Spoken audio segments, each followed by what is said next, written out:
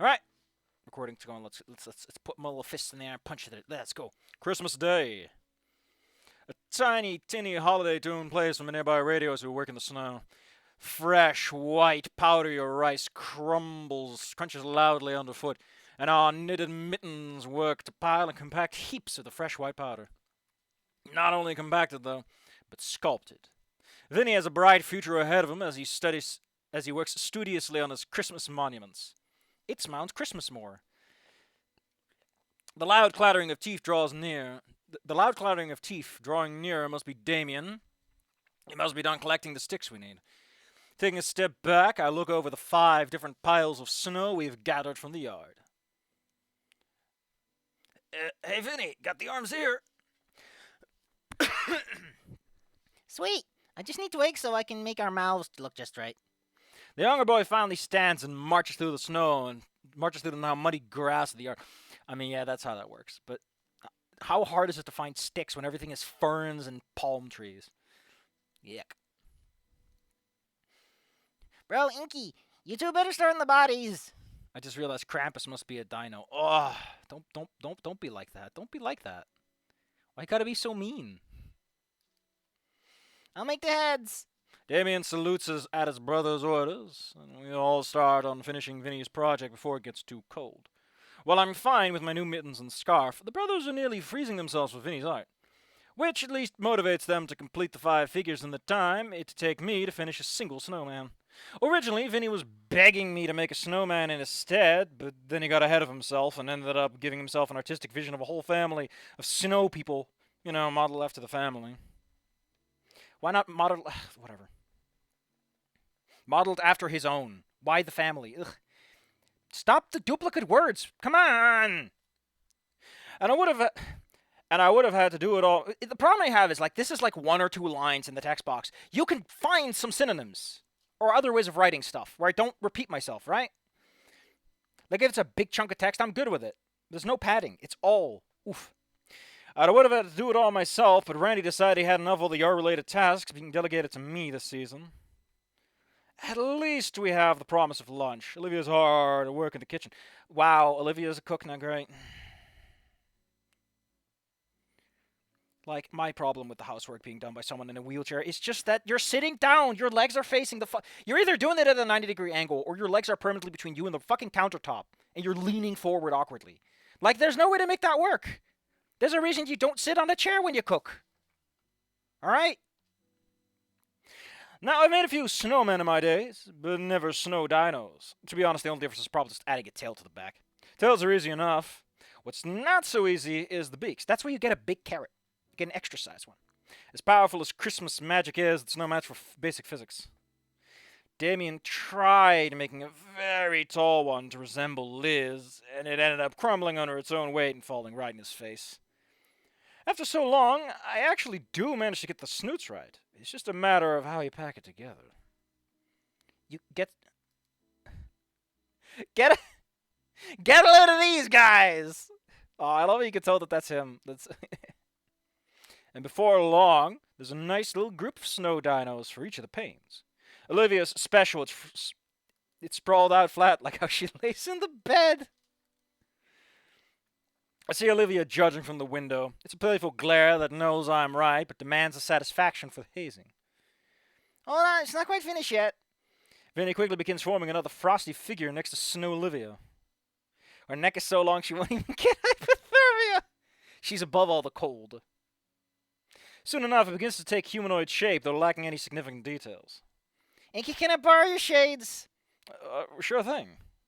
Adding in my shades. Oh, what? Whoa! Who is this man? Ooh, that scares me. It's like a jump scare in the video game. Adding in my shades, the little dino presses the hinges straight into its head. Oh, he was standing in the way of it, so we couldn't even see it. It was probably already there, because there's no reason that... Yeah, that's pretty clever. There, now it's everyone. Anon, what are you doing? Anon's slightly tanner. He's slightly darker skinned. I don't know if it's the weather or if Anon just has that blood in him. But Inco is just indoor pale. Look at... I love how Olivia's like that, though. They gave her the seaweed hair. I dig it, though. I wonder if the height's accurate. No, there. Now it's everyone. Aww. Oh god, that looks so weird. I can see why they didn't do it with Anna that much. I'll let the Inksicle keep those for now.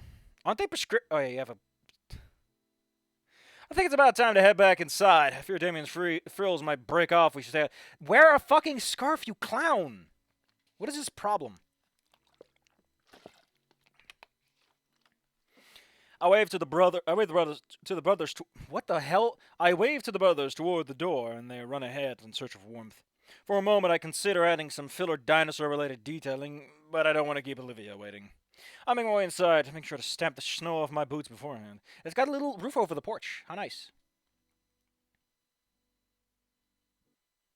By the time I see them, Damien and Vinny have already changed into dry clothes. The jackets they have worn, designer-made and thoroughly insulated for the cold, hung heavily over the coat rack nearby. I knew they'd be good gifts, especially for Vinny. I'll remind them how to clean the jackets later. Oh, they don't give a shit. The brothers sit on the couch, wrapped in down blankets and sipping hot chocolate way too quickly. I was 30 seconds. How did you get changed that fast? We were just trying to freeze to death as little as possible. It wasn't that bad. Says the agathoid. What the fuck is an agathoid? Agarthoid. Agarthoid. I appreciate that when I enter this, Google is like, are you looking for apartheid? What? Unfortunately, I cannot find this article. I don't know what it is. Maybe it's like warm-blooded, related to warm-bloodedness, I don't know. That's not a slur, is it? In either case, I'd rather not get the couch all wet, so I'll just have to stand for now.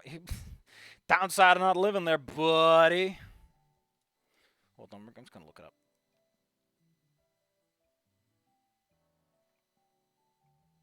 Techie metabolism? Sexy.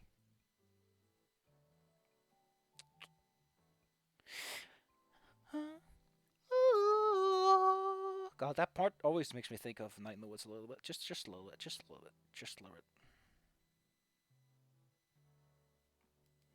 I'm sorry, what the hell is this? Who is this handsome gentleman? Get a load of this Tegu. The Argentine black and white Tegu, man. What a gentleman of a picture they picked. He looks like fucking Como. It's just hanging. At the very least, Damien gestures to the thermos of hot chocolate and the spare mug on the coffee table. After yanking off my new handmade mittens, I pour myself a cup and savor the heat as my fingers regain feeling. As someone who's been outside in the cold a lot, what kind of fucking nerd are you? You live in the tropics, obviously, to some extent. Considering that Anna made it through without a speck of snow. Actually, I have no idea how that is like that in like tropical climates. If it snows, like if it's really that bad. The closest I think I've ever gotten to that is what had happened in Rocket Power, but how the fuck is that indicative of anything? Soon enough, the familiar sound of rubber on hard... Oh god, she's leaving skid marks. Ugh. Signals Olivia's arrival. The first thing she notices is the two Payne brothers clumped together on the couch. You two look like you're having fun. Yeah, did you see the snow guys we built? We made one that looks kind of like you. I saw. I'm flattered. How the fuck did you see out the window when you're that low? And then they throw a pillow at him. I just finished lunched. You hungry? Lunched? I could smell it ever since I entered. The smell of well-seared meat and veggies. Wouldn't they make it rawer than that? Ever since she came over to visit that one time, I've been dying to try cooking again. Absolutely. I think it's still here for now. Damien, I'm offering you food. No, sir, not getting out of this chair. Vinny takes the cue from his elder and follows his example, crossing his arms and smugly holding up his chin in defiance. You guys suck. Olivia motions me towards the kitchen, and I take one last sip of cocoa before joining her. Why is there an A there? Are you fucking French or something that you're putting in that many syllables that don't need to goddamn be there, mother? Also, I have been writing that stuff that I talked about, the whole Nier... It's not a crossover, because none of the characters from Nier show up, but about 2,000 words so far. I might even post some of it. Probably with comments disabled, because I don't give a shit. I don't need to hear what people have to feel about this, alright? It doesn't matter. You're going to read it, you're going to walk away, and you're going to think, well, sure wasted some of my life on that, huh?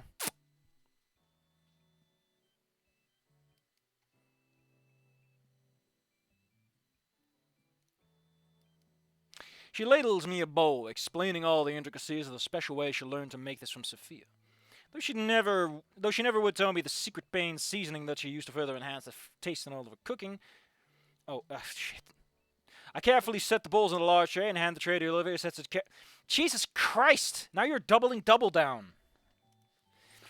A meal set, Olivia's holler for food shakes the house to its foundation. Yeah, she's got a gravelly voice, man. It's just, ooh.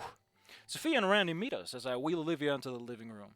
And they're looking well rested from their afternoon nap. Oh, thank you, Olivia. It looks fantastic. Olivia smiles and sets the bowl down on the coffee table so she can begin passing the bowls out one by one. With a flick of his tail, Vinny turns on the television, instantly set to a sports channel playing a hockey match. Randy takes a loud slurp of the broth, licking his chops after. I just noticed he has the side fins, she has the up fin, and Vinny has none of the fins. They're doing that wacky thing again. I guess. The stew.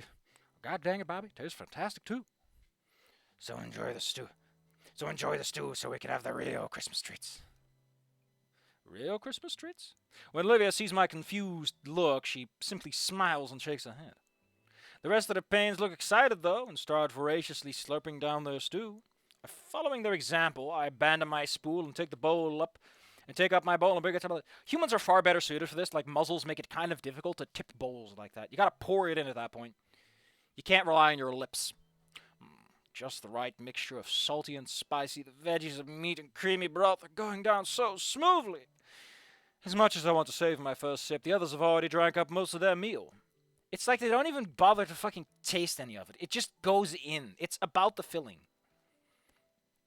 Like, what are you, birds? Do you have a gastrolith in there grinding up the meat? So I too greedily slurp down my meal until I can set my empty bowl down on the serving tray in satisfaction. Oh, that really hit the spot, Olivia. Looking around, Olivia isn't in the room anymore. Olivia? Give her a moment, Inco. She's just fetching some things. I can only guess the treats based on how Vinny is vibrating the entire couch with his excitement. All right, wouldn't be Christmas without these. These are looking to be a tray filled with some kind of oddly shaped chocolates. Olivia wheels herself right beside me, so I take the tray from her armrest. She smiles and gracefully tosses herself beside me on the couch. Oh, I love how they did that. That's pretty cute. Yeah. Looking down at the tray again, the treats looks like bundles of sticks held together by their sugary coating. These are called haystacks, Inco. Does he mutter or not? Hold on, I'm looking these up. What are these? Oh, those look pretty fucking cool, though. That looks pretty neat. They look like little bird nests. Or at least one of them has like little eggs in them. I guess those are M&Ms. Delicious. They're called haystacks, Inco. Try one. You'll love it. I pop one of the smaller bundles into my mouth, chewing on the sweet and salty homemade candy. Marshmallow, butterscotch, and, chow mein noodles? I hold one of the uncovered sticks to inspect it. It's an older tradition, so I'm not surprised you don't know it, Inco. I mean, to be fair, like, a lot of those pastas, if you don't season them or anything, are just plain. You can use them for stability and structure. I take a couple more and pass the tray to Damien. They are quite delicious. Olivia plucks one of the pieces from my hand and pops it into her mouth, crushing the candy into oblivion. Just like the stew, the tray of haystacks is devoured rapidly too. It's like these people don't even have tongues. They don't eat. They just put things in their stomach. Like, I get it. You can't chew with those muzzles, but man, put in some work. Randy sinks further into his recliner, drawing his wife into his lap with a surprised yelp from her. Oh man, Inco is at the stage where the married parents are doing the PDAs. Hell yeah. She shakes her head and settles in beside him, looking over everyone else with a content smile. Oh, this is what holidays are all about. Hey, I had a thought. If we're practically adopting Inco, doesn't that mean that he's technically having incest with Olivia? I don't know, but technically Olivia isn't all kid either, so it gets really complicated real dang fast. That's what the holidays are all about. Candy? A family, son. About being with the ones we love the most, Vincent. Which is why Inco's parents can go fuck themselves. The young boy considers her words and comes to his own conclusion.